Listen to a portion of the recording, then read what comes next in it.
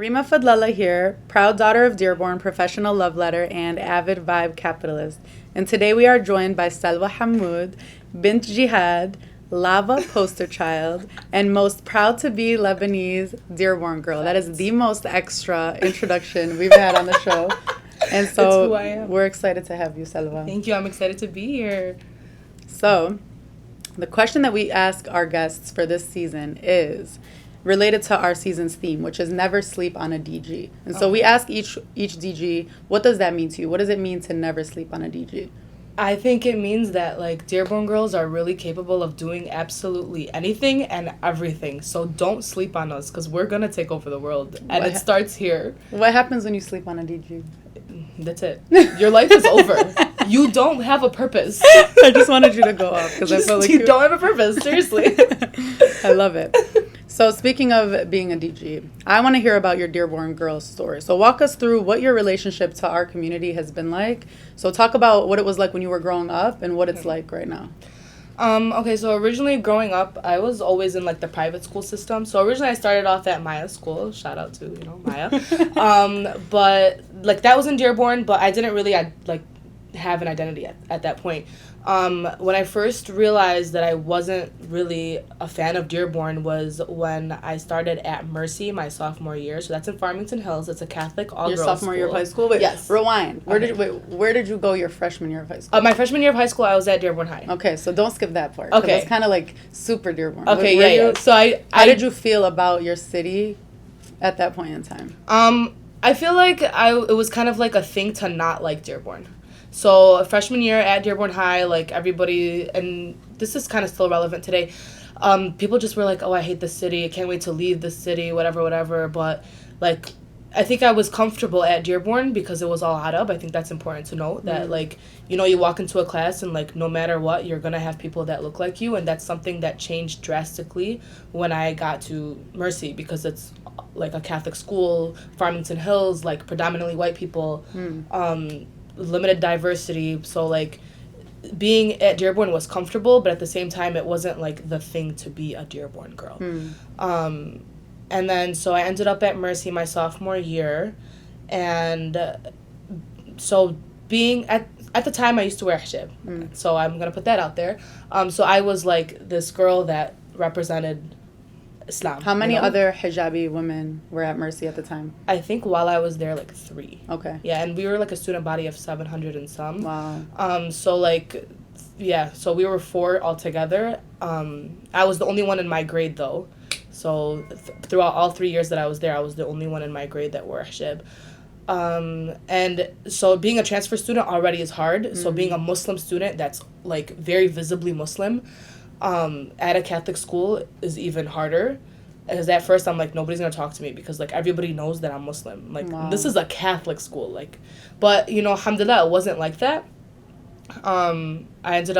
It took me a while to make my group of friends, because everybody has their clique by the time they're the sophomore year. So towards the end of sophomore year, I didn't really have that many friends. I was really, like, with, like, the Black community and the Chaldean community. Those are who I clicked with the most.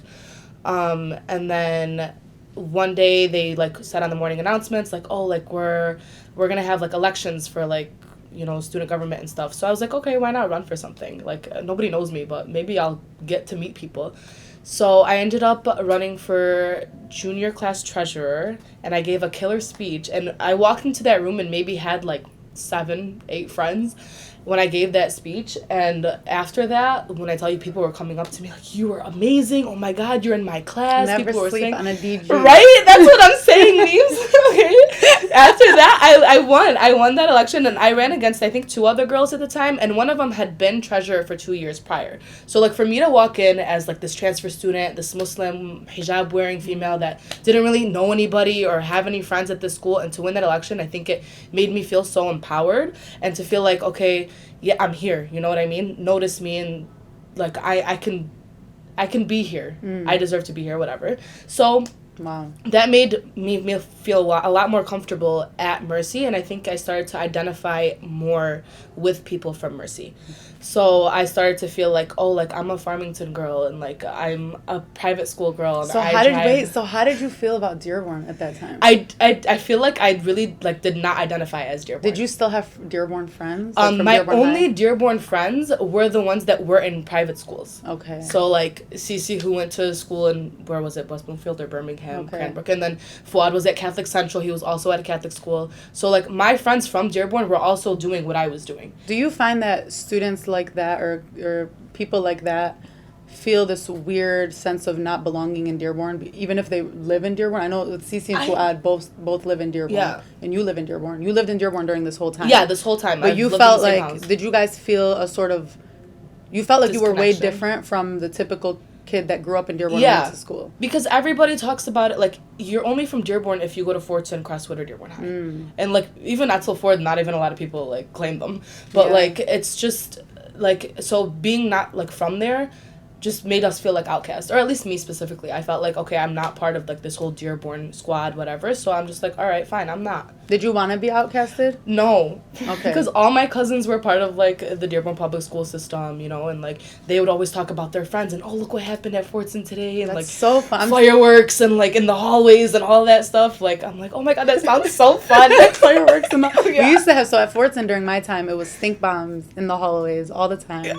So the reason I ask that is because it's funny you say that you didn't want to be outcasted, but you kind of went with it. Yeah. Because at Fortson, anytime there was like that girl that went to Cranbrook or that person that went to Country Day that we knew was Arab and Muslim from Dearborn, Dearborn bred, we always had this opinion of them as better than us. Like we looked at them like the more, I'm just going to be honest, like the way I perceived them were like they were the whiter Arab who had more money or like were in school with white people. And somehow in my brain at that point in time, that translated to they were better and I was inferior to them, which is so weird. That's so weird because, like, for me, I was like, damn, I want to be part of, like, this Dearborn community so bad, but, like, they don't want me. They don't know me. They won't claim me, so I'm out, you know? So I just kind of, like, I guess it was kind of like a defense mechanism to, like, identify as, like, a Mercy girl, Farmington Hills, Catholic school girl, you know what I mean? But, yeah, and then I guess when I got back I ended up going to Wayne State, still there, and started to meet more, like, Dearborn people and, like, put myself out there a little bit more, and eventually I started to, like, really fall in love with our city. And I really had, like, even before the show was even a thing, I'm loud and proud about loving Dearborn. And everybody knows that, like, I want a Dearborn guy. Like, everybody's out here talking about, I don't want a Dearborn guy. Yeah, right? Right? I want a Dearborn guy. Why is that? I don't feel like somebody outside of Dearborn can understand where we come from. Like, to truly be Arab American, to truly, like, blend those two cultures together and, like, live with it. Like, at the end of the day, majority of us are living, like, a double lifestyle. And, like, other people just don't get that. Yeah. You know, like, especially, like, my Mercy friends didn't get that. Like, the fact that we have to be home, like, when the sun is down, like, that wasn't a thing for them, That's you know? so true. That's something that Yasmin and I actually talk about a lot. In that the idea of being Arab American, Dearborn is literally a metaphor of those two identities because we are in America, but we are very Arab. Whereas I've sensed, unfortunately, with a lot of Arab who live outside of Dearborn, their Arabness, and this isn't, of course, this is a generalization, but they don't have permission to be Arab all the time. Yeah. We have permission to be extremely Arab in our little enclave. And that blend, that like unique experience and identity that we've given to ourselves, I agree with you. Like, I don't think that I can find it in anyone. I want someone to understand those parts of me, and it's hard to explain it. Yeah, you know? I don't think somebody outside of this community would understand. Yeah. Yeah. We'll see, man. We shall see. Soon, eventually. So, safe to say that you are a proud Dearborn girl now. Yes, I know you I put am. the at Dearborn.girl in your bio. It is, You were one of the it's so first nice. adopters to that, so we definitely appreciate that.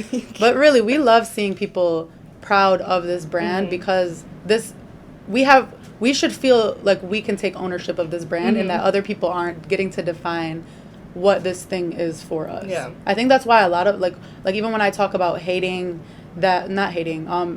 as though that person that went to Mercy or person that went to Cranbrook was better than me, that Arab specific, like that Dearborn Arab person, I think a lot of it is self-hatred, like feeling like we're not good enough and that in order to be educated or in order to be sophisticated, there's almost this implication that you need to leave these four walls to do that. And we really want to challenge that because we're amazing. Never sleep on a DG. Yeah, like you never said. sleep on her. Yeah. So I want to talk a little bit about your experience at Mercy. So you talk about being, and I know from conversations with you that you love that school, you love your experience, but it must have been challenging, just racial, politics in America, Islamophobia in America, being one of 4 visibly Muslim women and the only visibly Muslim woman in your grade. So can you think of like a few moments during that time that were challenging? Yeah, so I mean, oftentimes I was like the poster child for Islam in my school. Of course, like at a Catholic school, you take theology classes, and when in theology classes they reference other religions, especially Islam, like I was always pointed to, like, hey, how do they do this? Like, talk about the way that Ramadan is and whatever. And so I would have to like truly represent the religion to the best of my ability, knowing that these girls might never hear about this specific topic ever again from anybody else. So that was a lot of pressure on me. So I took into account that, like, I'm happy these people are asking, I'm happy they're open to learning, and I want to educate those who want to be educated. So I did the best that I could with like teaching them about what we do, who we are, what we believe and stuff. But at the same time, it was like a lot of pressure. Actually, I remember one story that like just came to my head. We were sitting in an English class and we were reading a book. I can't remember the name of it, but it took place in like the Middle East, and the term jihad was used. Wow. And so my teacher stopped and she was explaining it in like a very like bad way, basically. She said what, like a very politicized very like negative term. And she asked me, she was like, Salwa, you understand, can you explain? Does she know your middle name is Jihad? No, is that on your transcript? Is that yo? So she didn't know at the time. So that's what's so funny. So as soon as she asked me and she was like Salwa, can you please like help me explain this? And I was like, actually my father's name is Jihad and that's my middle name, and you clearly don't know the definition of it.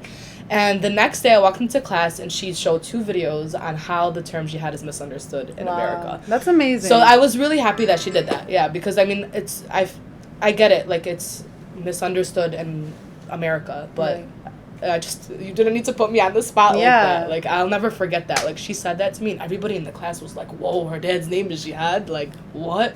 And so, yeah. I definitely want to appreciate that teacher for being open-minded, because a lot of people, especially educators, would just get defensive. Yeah. But there is something to be said about her pointing to you to be the spokesperson. Yeah. What are the negative, like, I guess, what are the negative sides to having to be the spokesperson all the time? Even if you personally took it as not a burden but kind of an honor. Yeah. What are the negative side effects to that? What if I didn't know? Right. And what if I just agreed with her because she taught me that in that moment, and I'm like, okay, that's all I know. And I let all the like 30 girls in my class believe that. Like, that's not good, you know? Like, that's really problematic. There's one of my favorite TED Talks is, I'm going to butcher her last name, but it's by a woman named Chimamanda, and she's, if you guys listen to Beyonce's Flawless, she's the woman who talks at the beginning. But it's called The Danger of a Single Story, and essentially she has just a beautiful way of explaining how it's so dangerous to attribute one single story to any group of people. There's never, I mean, even if it's a great story, like it could be the most lit story in the world, and that's actually something that we want to combat with this platform. I mean, there's no one story to being a Dearborn girl. You can be a Dearborn girl. One Dearborn girl could be a Dearborn girl in 7 different ways, you know? So there's no single story to any human being. And I feel like when you tokenize somebody, when you call someone out in class like that, like, hey, Salwa, talk about jihad, you know, like that's literally implying that your response is the single one story that represents this group of people. That's a lot of pressure. A lot of pressure. That's so what do you think you would have been different? Well, you definitely would have been different if you went to Dearborn High and stayed at Dearborn High. In what ways do you feel like you would have been different had you not gone to Mercy? Okay, this is something I talk about all the time. I felt like at Dearborn High, I don't feel like it was the cool thing to be like involved and like to do well in class and like do extracurriculars and stuff like that.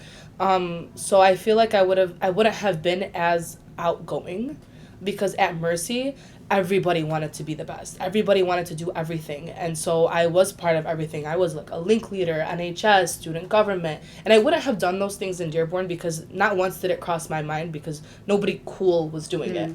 And I feel like that helped me become this like outgoing, and like it's like right now, like volunteering and like doing helping with organizations, and like right now, like I'm the president of the Lebanese Student Association at Wayne State. Like that was a goal I had in my head from senior year of high school. I said my senior year of college, I'm going to be president of Lebanese I have to Student plug Association. this really quick just because it came to my mind. But if you haven't seen their Depke video, was it at Wayne State? We did a bunch, so Yeah. we did a What flash mob at tell Wayne State. Tell the listeners what they should look up. If they want to I think it's LSA_WSU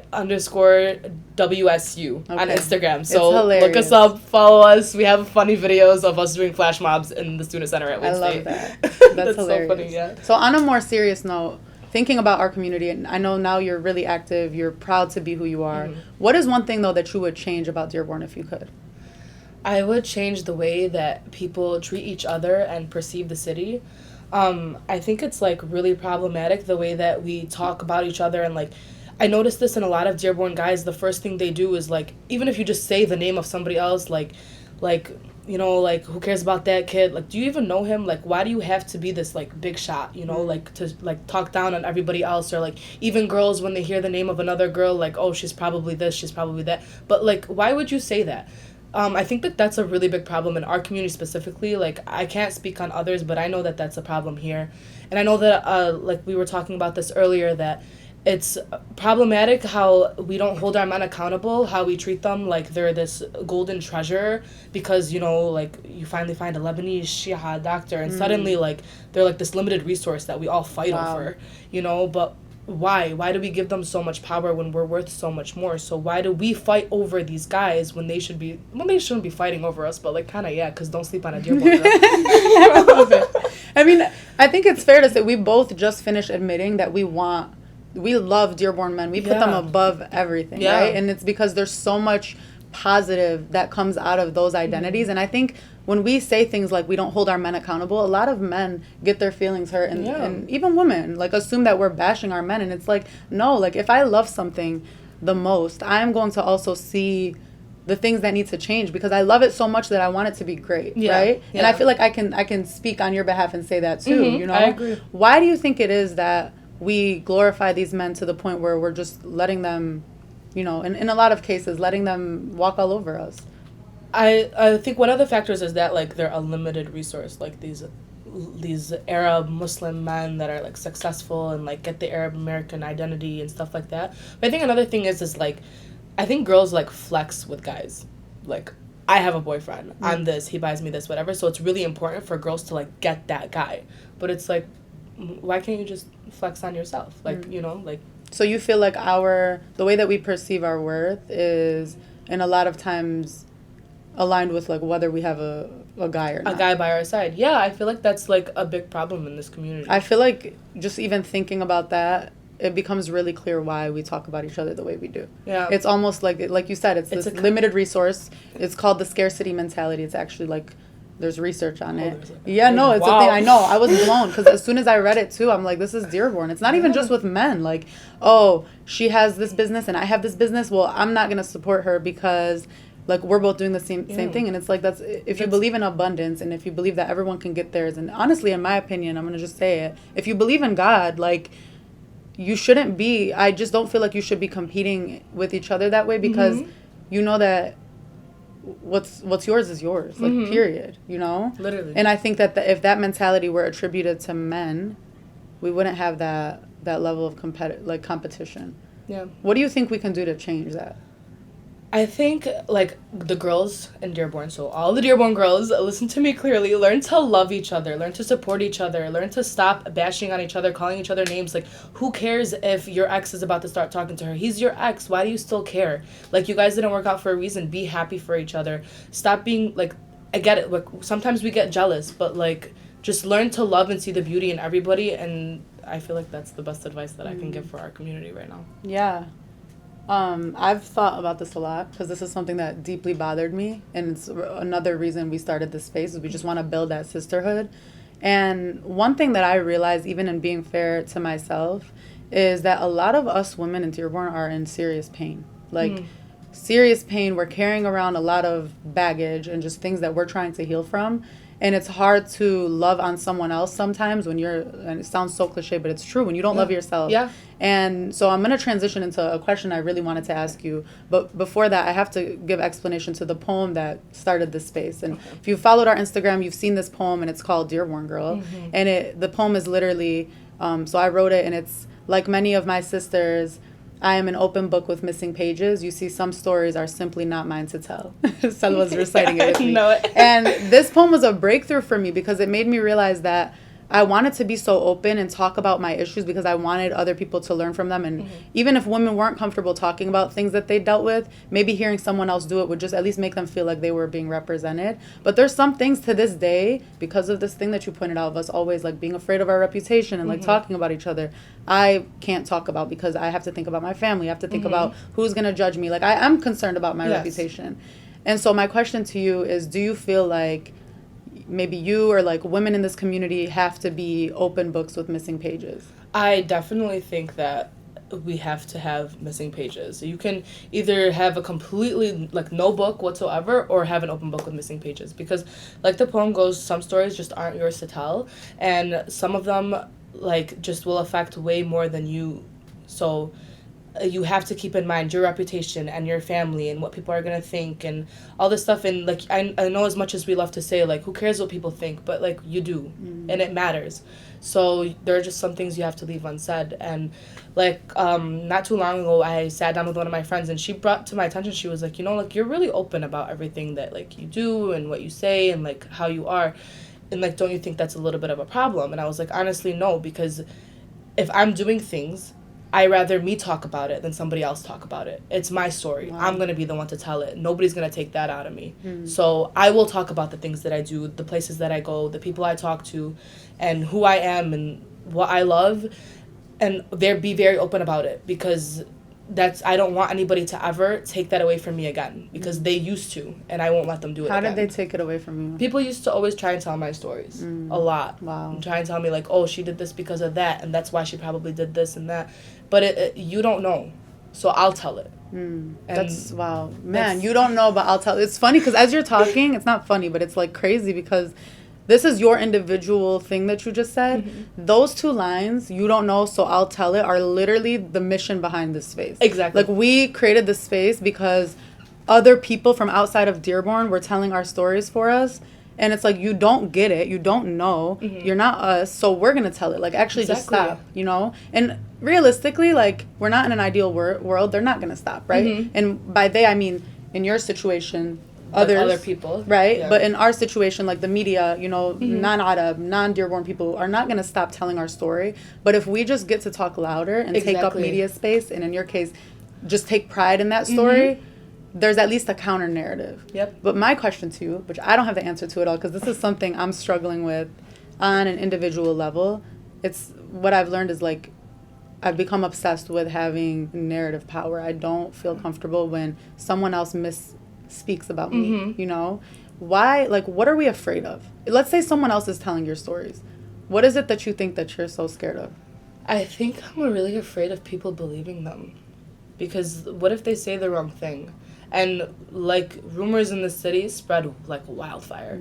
And so that's it. Somebody says something and everybody believes it. And then I feel like every time I walk into a room, there are these rumors that people have heard, and they look at me and they're like, that's what she did and that's who she is. And I'm like, but that's not true, because I'm going to tell it. Come, let me tell you what actually happened. And so that's why I really am such a huge fan and supporter of this space. I think it's really important for us to tell our own stories and for people to hear it from us. And like, going back onto why I'm such an open book is because I want people to believe me when I tell my story. Because if I sat here and I was like, no, that didn't happen, and no, I don't do that, and don't do this, then nobody's ever going to believe anything that I say, you know? So with that being said, one story that I can obviously guarantee, just the way that things work in Dearborn, that people have been for sure talking about is your story of taking the hijab off. So obviously you mentioned earlier you used to wear hijab. Clearly, if anyone's watching this on YouTube, I don't. Her hair is popping. And so, no, so seriously, like, tell that story. And, like, don't skip a beat. So talk about why you chose to put it on, what was happening while you were putting it on, what led to you taking it off, and how you perceive hijab right now. So I put on the hijab when I was 8.5 years old because I went to Maya school and we learned that when you're 8.5, it's wajib for you to put on a scarf. And, you know, all the girls in my class did it except for like 2, which you know one of them. Yeah, my little sister, hey, sis. So I was like, okay, might as well just put it on. So my mom did not wear a hijab at the time, and none of my cousins in America did, none of my aunts. So I was like, I was the first person to do it. My mom ended up putting it on about a month after me. But nobody in my family influenced my decision. It was 110% my decision, which I am so grateful for because that can't be said for a lot of people. So I put on the hijab. And I struggled with it. I am 20 years old now, so I put it on when I was 8.5, and I took it off nearly 2 years ago. So from 8.5 to 18 and I was almost 19, so let's say 11 years. The first time I considered taking off the hijab, I was 11 years old. And we were going to Camp Dearborn, as all Dearborn families do on a Sunday. And I told my mom, I was like, I don't want to wear it anymore. It's not fair. My cousins get to go in shorts and swim in the lake, and I can't, and that's not fair, and I want to. And she was like, okay, you know, you're still young, and it's okay. You can put it on again later. And I was like, okay, thank you for being understanding. I walked out of the house without a hijab, but I had it in my bag. Because I walked out feeling a little bit naked. We stopped at a grocery store. My parents went down to grab, like, some last-minute things, and I put it on while they were in the car, and they didn't say anything, and we just never talked about it. Wow. So, and that was just fine, but I felt like, let me push through. I don't feel like Salwa without it. And so I put it back on, continued, and then I went to several different schools. So I was at Maya, then I went to Bryant, and then Montessori, Dearborn, then Mercy. And every time I would start at a new school, my mom would sit me down and be like, if you really want to take it off, now's the time. You're starting at a new school. Like, this is the perfect time. Nobody will know, whatever. And every year I was like, no, I'm going to push through. I'm doing the right thing. Even though it's hard and I don't feel like it's who I am, I'm going to keep doing it. And I kept pushing and I kept pushing. And then eventually I started to find out who I was a lot more. And Hijab, in my opinion, and my character are compatible almost. You said are or not? Are not, okay. Sorry. So I felt like Hijab is supposed to be like this perfect representation of Islam, and although she's not to me, like, I don't think any hijab should be the perfect representation because that's not fair. She is in the eyes of others. So I felt like I was carrying like this pressure that every time I did anything wrong, people judged me 10 times harder than any other Muslim girl. And maybe the correct thing, like a lot of people would say, like, then you're supposed to right those wrongs instead of just take it off and run away from it. But I didn't feel like that was my path. I felt like my path was to do it justice because I wasn't representing it correctly. I don't feel like I was being fair to it, and I don't feel like I was doing it justice at all. I would, at one point, I was wearing turbans and hoodies as hijabs and, like, would roll up my sleeves, and, like, those aren't the rules. I was loud, and everywhere I went, I would want to be the center of attention, and, like, in my opinion, that's not a hijab. So I decided finally, right before I turned 19, that I was going to do it. It was kind of like, I woke up one day and I was like, this is it. And it wasn't like, it's not a planned thing. You can't plan it. Because I had started my sophomore year. It was a week. I went to all my classes the first week of school. And then I went back the next week without a scarf. Wow. And so that was, you don't plan it. It just happens. You just woke up one day. Yeah. And I think that at the time, I know this is, like, really bad to say, but a lot of females were doing it. A lot of hijabin were taking off their scarves. So I think it opened up a passage or, like, a gateway for me to do that, which was great. So you felt like you would get less scrutiny? Yeah. Like, after seeing the way that people reacted, like, they talked about it for a week or two, and then it was, like, whatever. Everybody forgot. So I feel like that opened up the door and made it easier for me. So you talk about kind of the identity crisis that you went through, feeling as though you weren't a representative of the hijab, and you weren't, I almost feel like you were kind of judging yourself in the ways that you felt other people were judging you. Yes. And that was just another mechanism for them to put extra scrutiny on you because you're wearing this thing, right? You're wearing this thing that is representative of something that, you know, like you said, is basically the epitome of Islam. My question to you is, when you took it off, what did you feel? Like, was it like a moment or was it just any other day? Like, how was it that day that you took it off and the days after that? Well, okay, so the first day I took it off was kind of like a test run, I guess you could say. I was like, okay, I'm going to go to Ann Arbor, where I won't see anybody from Dearborn. This is the most Dearborn thing ever. Like, why'd you go to Ann Arbor? So I wouldn't see anybody from Dearborn, but if you could tell by my tone, I saw a lot of people from Dearborn. So I was... Were they all going to Ann Arbor so they didn't see Dearborn people No, too? like, they just were there. Okay. I don't know why. Everybody wanted to be in Ann Arbor that day. But I was going with a bunch of my friends who actually went to school there. And so I was like, hey, guys, I'm going to come, and this is what's going on. I just want to see how I feel, and if I could walk out of the house for a full 24 hours without it, then that's the move. And I told my mom that that's what I was going to do, and she had braided my hair, and she told me you look cute. And, you know, like, I'm so grateful for my family, because unlike a lot of people, I was very blessed with how supportive that they were. So that's what my mom told me, and so I went to Ann Arbor, hung out with my friends, ran into not one, but two of my second cousins. Like 3 people Did from they Crestwood. recognize you right away? Yeah, and it was like a normal conversation. We didn't even address So the was fact this awkward, like, oh, like, we're just not going to talk about it? Yeah, we're just not going to talk about it. Do you think precisely. people sensed that it was going to, like, do you think people were surprised? I think I kind of, like, prepped everybody with the fact that I started with turbans and then hoodies, and then at one point it was just baseball caps. So I feel like people saw it coming, but there were other people that were just like, whoa, you know, because, I mean, a lot of people just don't expect it. Yeah. So I have a question.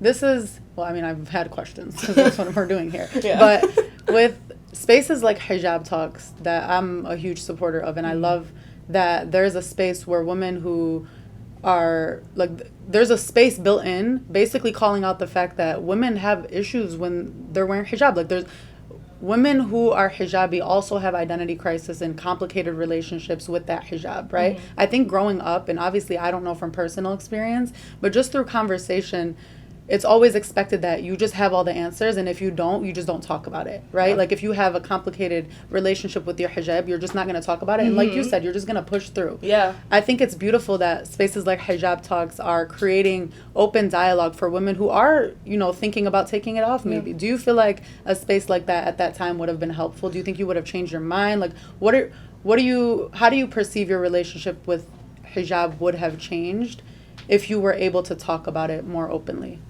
I think if I was talking about it and, like, people related to me, like other hijabin were like, oh, I feel that way too, because it wasn't something that you talk about, right?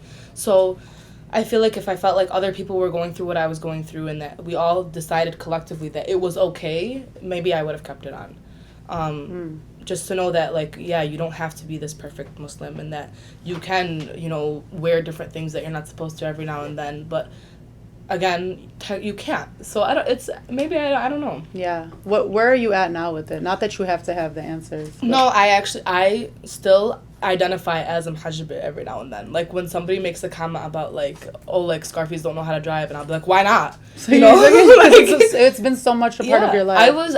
I think right now I'm about to hit the halfway mark. I lived half my life as a muhajjab and half my life as not. So it was a big part of my life. And so, like, this happened earlier when this guy was like, oh, I wouldn't talk to a muhajjab. And I was like, why not? You know, I got defensive. Like, right. I was a muhajjab, you know? So I still identify, and I will support and love every hijab, and I still believe that, like, one day I will come back to it. I'm just not there yet. But I love the meaning of it. I love what it stands for, and I really hope that I get there one day. I mean, I'm so, and I think it's so brave of you to share that, because it is an issue that we all know a woman who's taken her hijab off, if not many. Yeah. And it's always this really delicate thing, you know, and it's something where you just almost know that you're going to get judged. You know that people are talking about you. And I think it's very brave of you to get on a public platform and share that narrative, and share it so honestly, and give it its due diligence. Thank you. So our last question for you is, in one sentence, why are you a proud Dearborn girl? I'm a proud Dearborn girl because despite all of the roadblocks and everything that I've encountered on this journey to being a Dearborn girl, I love myself. I love that. I love that. That was powerful. Thank you, Salwa. Thank you, Mimi. Rima.